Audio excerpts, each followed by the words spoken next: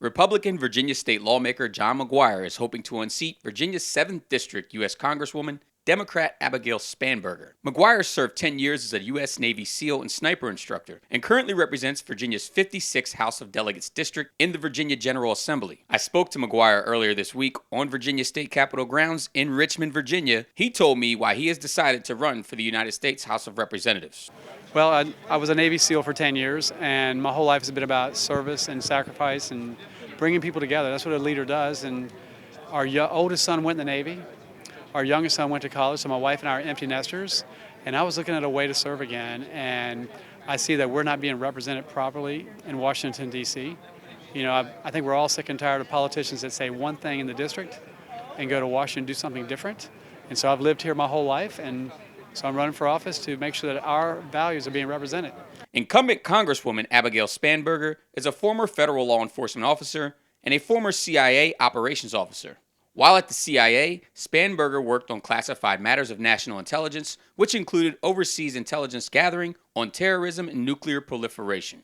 In November of 2018, Spanberger shocked the political world, winning Virginia's 7th District U.S. House seat by defeating incumbent Republican Congressman Dave Bratt by a razor-thin margin of 6,600 votes, ending 38 years of continuous Republican control of the seat. Another interesting statistic back in 2016, Donald Trump won the 7th District by 7 percentage points, making Spanberger's victory even more shocking. Mcguire said Spanberger ran as a moderate, but votes with the far-left faction of the Democratic Party most of the time. For one is President Trump won the district by 7 points in 2016. So it's a conservative district.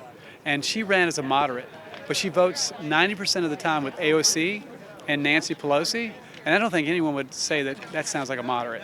It sounds like someone in San Francisco. And with all respect, San Francisco already has a congresswoman.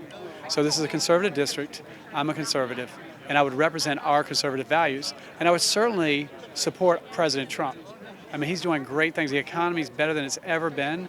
Unemployment for minorities, women, especially black folks, is better than ever.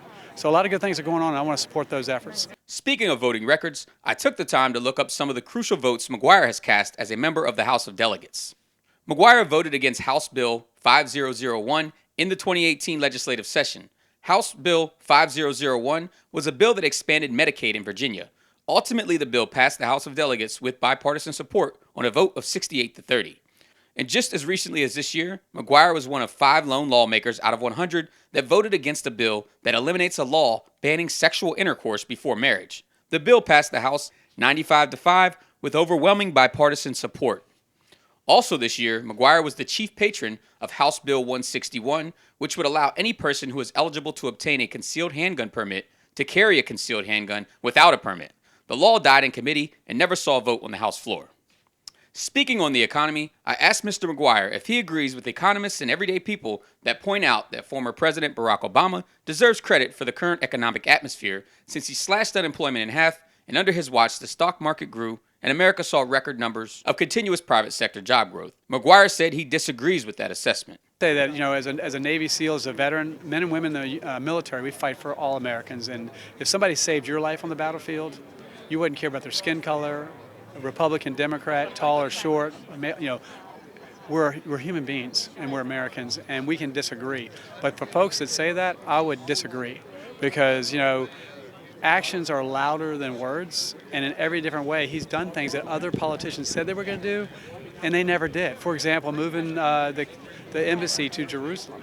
You know, how many presidents said they would do that? I think Carter said it, Reagan said it, everybody said they were going to do it. He actually did it. You know, also, he is a great negotiator, and I'll give you an example.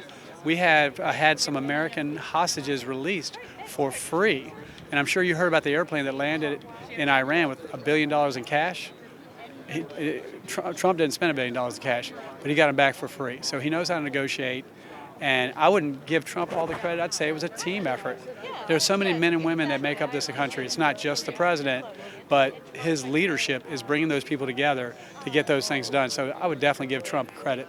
When asked if he had any parting words, Mcguire said the following. It's an honor to serve. I'm in the House of Delegates right now, and we have a minority that's kind of rough, but, you know, God has a plan, and we got to do the work, and I'm glad to see that we stopped House Bill 961 today.